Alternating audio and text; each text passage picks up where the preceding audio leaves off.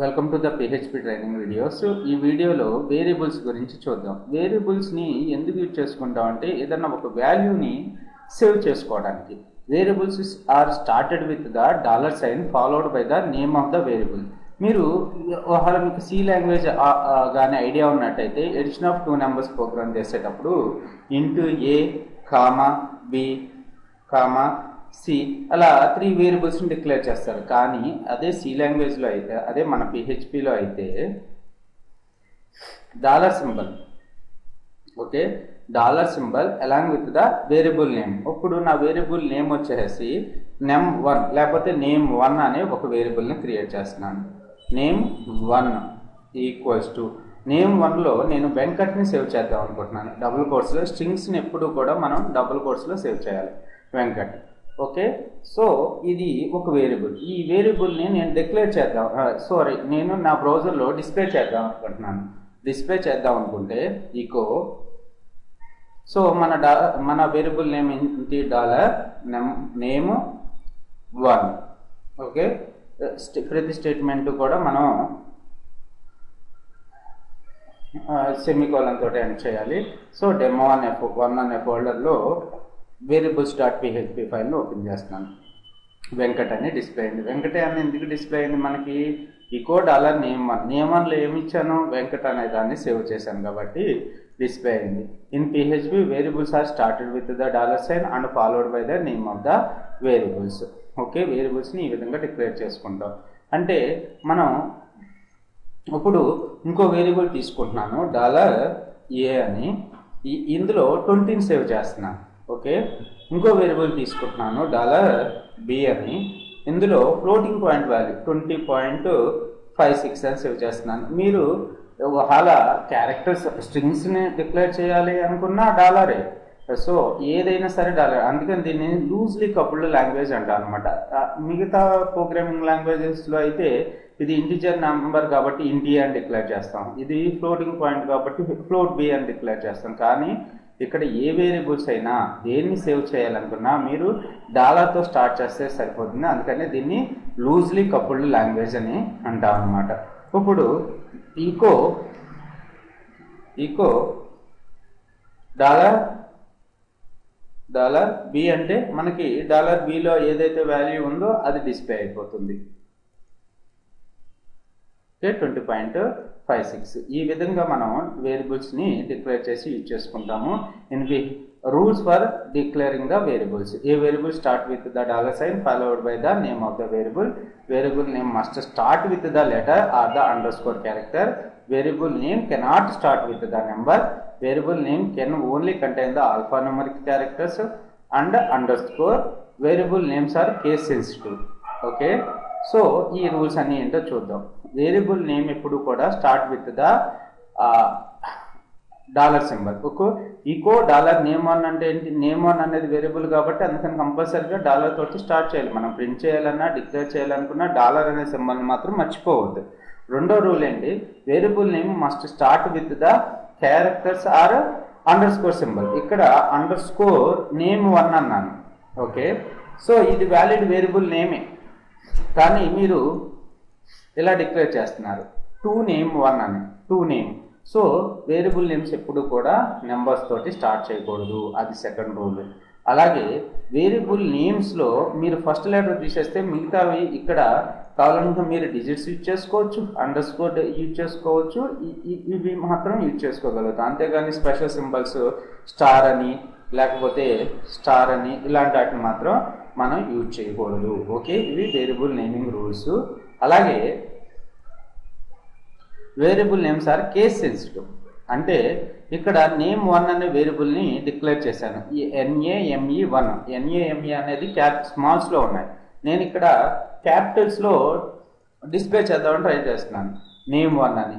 So చూడండి, ఇప్పుడు మనకి అవుట్పుట్ డిస్ప్లే కాదు, ఎందుకంటే ఎర్రర్ చూపిస్తూ ఉంటుంది. అసలు నేమ్1 అనే వేరియబుల్ని నువ్వు అసలు డిక్లేర్ చేయలేదు అంటుంది. కానీ మనం ఇది కేస్ సెన్సిటివ్. ఓకే, సో ఈ వేరియబుల్ నేము ఈ వేరియబుల్ నేము ఒకటి కాదు. ఓకే, సో ఇవి రెండు ఒకటి, రైట్. సో ఇవన్నీ కూడా వేరియబుల్ నేమింగ్ రూల్స్. సో మిమ్మల్ని ఇంటర్వ్యూస్లో అడుగుతూ ఉంటారు వేరియబుల్ నేమింగ్ రూల్స్ ఏంటి అని పిహెచ్పిలో. అప్పుడు చెప్పాలి ఇవన్నీ కూడా. సో మిమ్మల్ని ఒక్కోసారి ఎగ్జాంపుల్ అడుగుతూ ఉంటారు, ఇది వేరియబుల్, ఈ వేరియబుల్ నేమ్ వ్యాలిడా కాదా, వ్యాలిడ్, ఇది నాట్ ఏ వ్యాలిడ్, ఇది నాట్ వ్యాలిడ్, నేము ఎంత తర్వాత స్టార్ పెట్టాను, నాట్ వ్యాలిడ్. సో ఇవన్నీ కూడా రూల్స్ అన్నమాట. నేను వేరియబుల్స్ నేమ్ని ఈకో చేసేటప్పుడు మీరు ఈ 2 రకాల సింటాక్స్ని యూజ్ చేసుకోవచ్చు. ఫర్ ఎగ్జాంపుల్ నాకు నేమ్ వన్ దగ్గర echo $name. So I love my name అని పెడుతున్నా. I love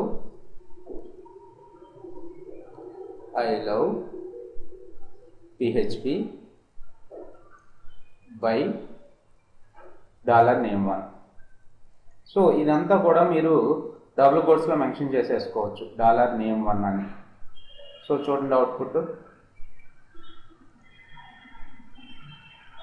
I love PHP by Venkat. కానీ మీరు అలా కాకుండా కన్కాటినేట్ కూడా చేసుకోవచ్చు. I love my name by తర్వాత డాట్, అంటే డాట్ కన్కాటినేషన్ ఆపరేటర్, తర్వాత ఇలా కూడా డిక్లేర్ చేసుకోవచ్చు అన్నమాట మీరు.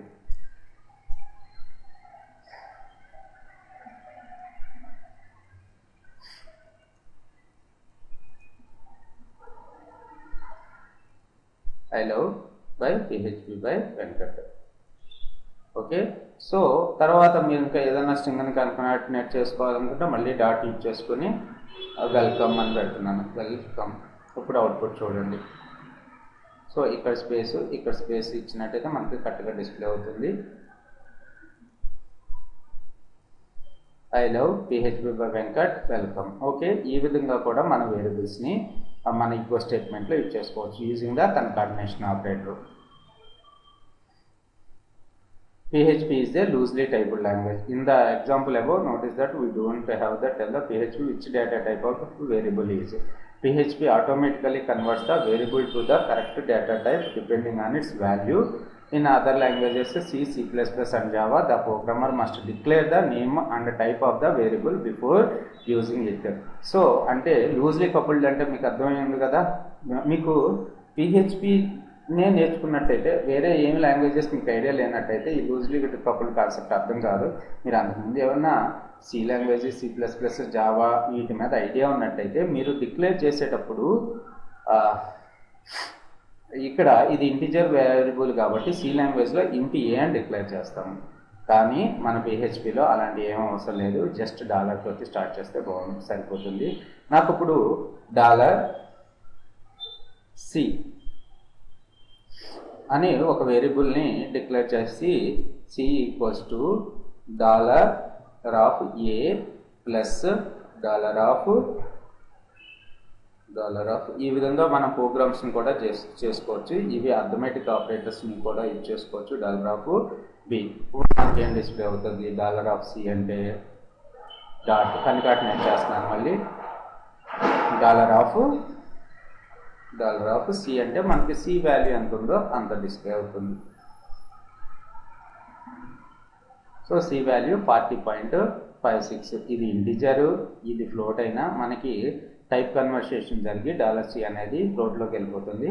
సో 40.56 అని మనకి డిస్ప్లే అవుతుంది అనమాట. నెక్స్ట్ వీడియోలో ఇంకా వేరియబుల్స్ గురించి చూద్దాం. Thanks for listening.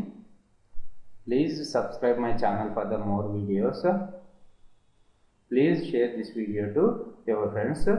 అండ్ నేను ఈ PHPకి online and classroom training కూడా ప్రొవైడ్ చేస్తాను. అలాగే ప్లేస్మెంట్ ఆపర్చునిటీ కూడా ప్రొవైడ్ చేస్తాను.